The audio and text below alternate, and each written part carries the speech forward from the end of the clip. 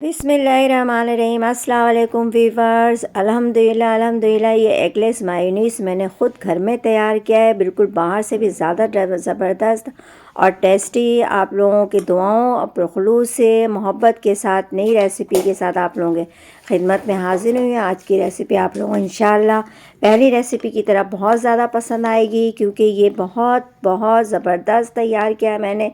बिल्कुल भी डिफरेंट तरीके से इसको तैयार किया है। रेसिपी शुरू करने से पहले आप लोग प्लीज़ लाइक और सब्सक्राइब और शेयर करना नहीं भूलें। प्लीज़ आप लोग बेल आइकन के बटन को ज़रूर प्रेस कर दें। बिस्मिल्लाहिर्रहमानिर्रहीम।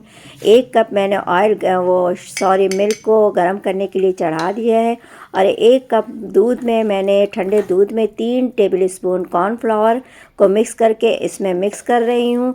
अब इसमें 1 टेबल स्पून शुगर डाला मैंने और इसको इसी तरीके से हल्के हल्के आप लोगों को चलाना है।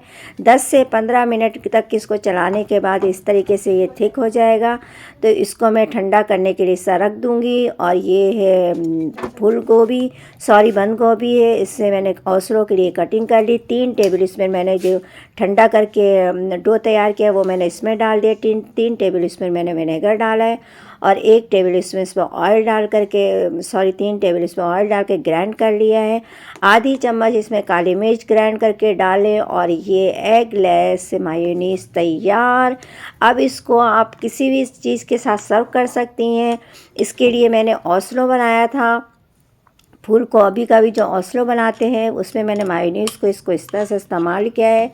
और ये चीज़ आप किसी भी इसमें इस्तेमाल कर सकती हैं। अल्लाह हाफिज़।